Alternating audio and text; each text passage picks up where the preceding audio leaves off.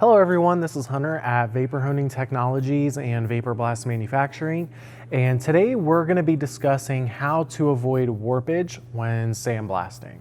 So the first thing is going to be a pressure adjustment. Obviously you're going to want to be working with lower pressures if you want to avoid warpage, because your higher pressures will create friction and heat, given that this is a direct pressure process of cleaning. So the next thing is going to be making sure that your technique is good and consistent whenever you are blasting. What that essentially means is controlling your blast patterns, controlling the heat buildup, choosing the correct abrasive for the job, using support with these parts, and pre-stressing the parts before they go into a system like this. So explaining a little bit, deeper about each of those bullet points we just highlighted, controlling your heat buildup can mean utilizing lower pressures in your cabinet. Instead of going full force at something, you may want to go less pressure, because less contact, less pressure in a direct cleaning process like a sandblast process is going to lead to less warpage. So as far as evening out your blast pattern, just making sure that you're consistently the same distance from the part in all areas. I know that can be a little bit difficult, being that, we're humans, we're blasting, we're gonna make errors. If you're in the same general vicinity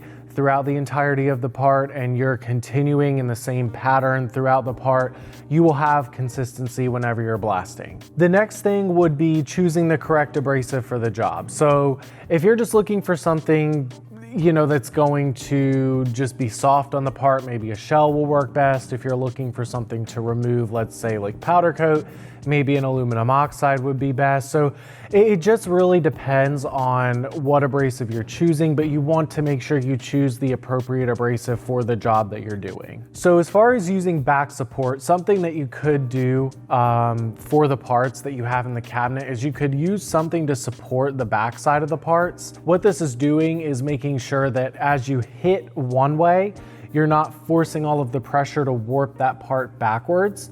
You're evenly supporting that part across the entire back of it, so you're not really hitting with enough force to knock that out of place or to warp anything, depending on the direction that you're hitting it in. If you guys have any questions, we're always available to help as always, but we also have free application testing. This is something that we do for every customer. So if you're unsure about which process is right for you, whether that's wet blast, dry blast, parts washing, or if you need to figure out maybe what abrasive is correct for your process, for your parts, we're happy to do sample testing for you. If you want to send those parts in to us, we can give you the address. Give us a call here. Our number is 828-202-5563.